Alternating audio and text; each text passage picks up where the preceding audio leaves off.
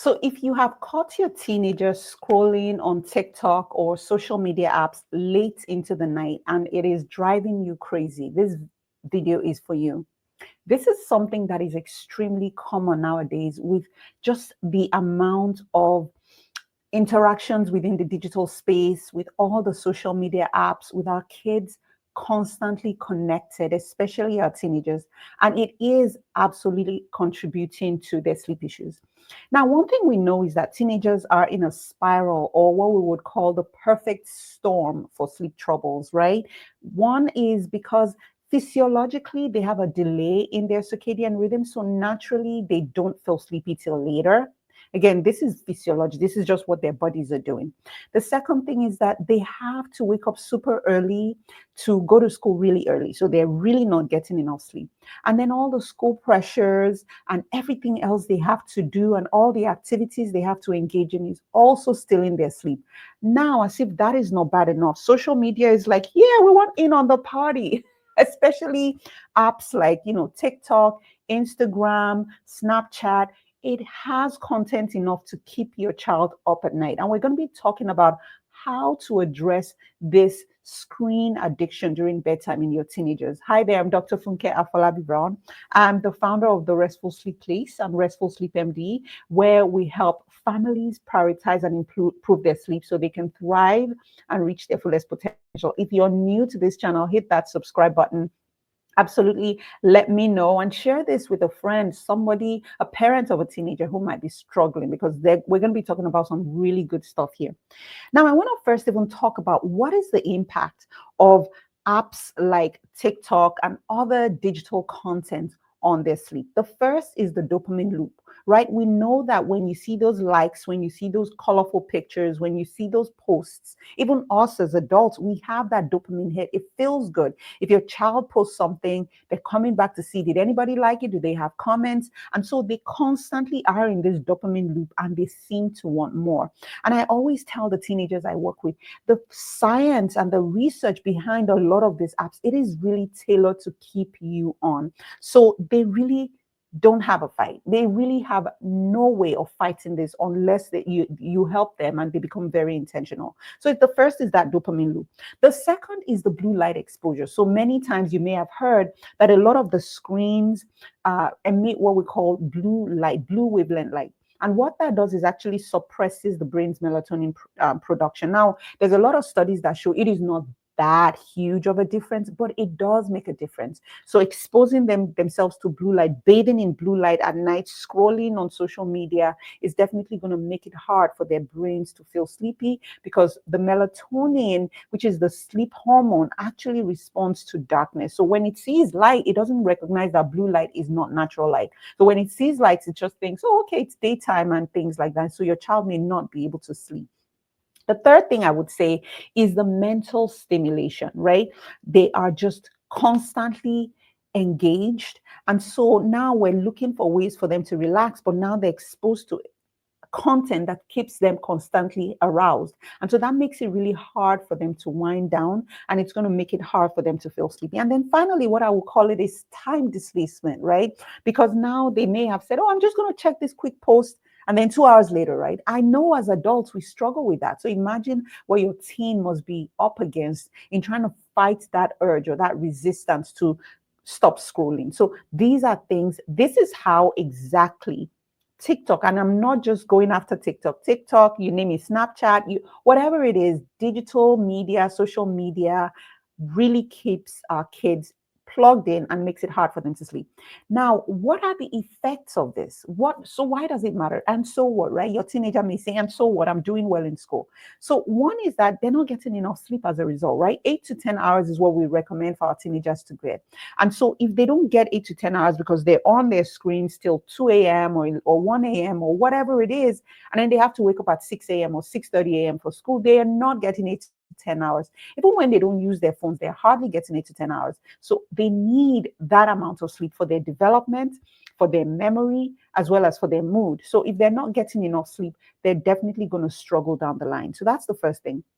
And the second is sleep deprivation, right? So they're not only not getting enough sleep, they're now chronically sleep deprived. And studies upon studies upon studies have shown that poor sleep and chronic sleep deprivation is associated with lower grades.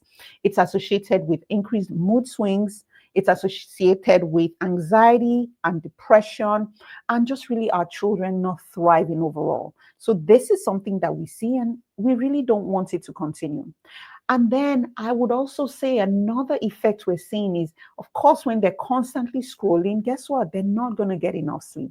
They're not going to be able to focus on those meaningful relationships that they should, the face to face time they should with their friends, with their family, and things like that. And they start to have less and less interest in those human connections, which overall we know will not help their mental health down the line. So, how can you tell that your child is really struggling from the effect of apps and social media on their sleep? The first is that they might find a hard time waking up. You might notice that it's taking forever for them to get out of bed because they're still exhausted because they didn't go to sleep until super late last night. So you may notice difficulties waking up. Sometimes they might actually sleep in school, right? They're sleepy, they're exhausted. So those first few periods of school, they're just sleeping through it because they're so tired and so sleep deprived. So you may start to see that they're falling asleep in school. They're hard to wake up.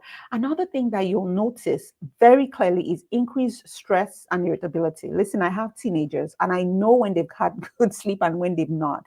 And so you may start to see your child is more irritable. And here's one of the things that I tell many parents that I work with. Your teenager doesn't suddenly wake up and say, I'm going to just give my parent a really hard time today. I'm just going to screw up their day. That's all I'm going to do. They don't do that. They wake up and they're exhausted and irritable because they're tired, because they didn't get enough sleep. And so some of that decision making, the executive function, all of that goes out the window. I've seen so many children driving so sleepy to school. And so as a result, they have decreased reflexes. They're at risk for car accidents and so many other things. So when you're noticing this trajectory, it is time to really pull back and say what's going on. This digital consumption is absolutely impacting you. So, what can you do as a parent? Because remember, like I said, even as a parent, sometimes really staying and creating boundaries for yourself with social media and things like that is hard. So, for your teenager, it is twice as hard, 10 times as hard. So, what can you do? How can you support your child? Number one, is have a conversation. This is where it all begins. It is really having a conversation. Have a conversation, not in a way where you're telling them what to do, but what are your observations? I'm concerned about the impact of X on your performance, on your mood, on your energy level, on your grades, right? Have a conversation. Take them out, take them to lunch, take them to brunch. Don't do it at a time at bedtime when everybody's irritable and exhausted, or in the morning when everybody's irritable or exhausted. You need to find that sweet spot, right? To have a conversation, not in a way that's punitive, not in a way that it's you just talking at them, but really say, here's what I think, social media this is what this research shows, this is what people are going through, and I'm concerned. And then you can have them come up with some solutions. Like, how do we create boundaries, right? It's great that you can, through social media, connect with your friends, but how do we make sure this is not taking over your entire life? This is so powerful because they will feel seen, they will feel heard, and they're more likely to engage with you when it comes to the suggestions you come up with. So the first thing is have a conversation. The second, I would say, is really time to have a digital curfew. Not just for them, for the entire family to say, okay, after X PM, we're done. We're done with devices. We're done. The Wi-Fi goes out. This is something we have to do. And you really need to honor that. But this is so important that you have that conversation with them initially rather than just off the bat, right? It is very disempowering to not have a conversation and then just do it, right? So it's really important that you help them to set that digital curfew. And then another thing I would say is make sure that you have a public place or a place outside of the bedroom where the screens and devices are being charged. Because your child will be more tempted to get on their phone. If, for instance, they wake up in the middle of the night or they're unable to sleep, they're more likely to grab that phone if it's charging in their bedroom and get into whatever they're getting into, right? So really important, have a public place. Sometimes people will have their devices charging in the kitchen. Some people have it in the hallways where everybody's devices are there. This is something that you can do. You may need to, have a curfew for when the Wi-Fi goes out. Again, you're empowering your child because they are struggling because of the consumption with this digital media, right? And then number three, I would say, is encourage a wind down routine.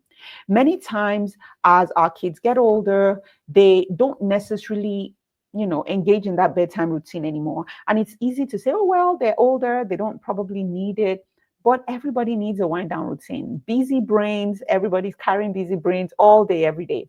And so, in order to have that transition between the busyness of the day and bedtime, it's important to incorporate some wind down routine. And so, this would look like replacing those digital devices and time on screen with either FaceTime or things that are more nourishing, right? So, journaling is a big one, maybe drawing, arts and crafts. You can have them listen to music, or maybe listen to a podcast or just something else, or have some puzzles or something of that sort. So whatever it is, read a book, read an actual book, right? Whatever that looks like for them, and have them, this is where conversations come in, have them pick what they want, have them pick what they think they would enjoy, right? This is really, really important, because now they know they made this decision, this is what they're going to do. So that is number three, right? No, that's number four.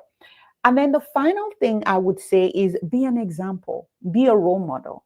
You cannot be in a state where you can hardly sleep because you're so connected to devices, and you're telling your child to get off their devices. Our kids see what we're doing and they pay attention to that much more than what we're just saying. So be a role model, set a digital curfew for yourself. You set screen time limits for yourself. Engage in a wind down routine for yourself that's not necessarily related to screens, right? When they see that and you honor that, they're more likely to follow along, right?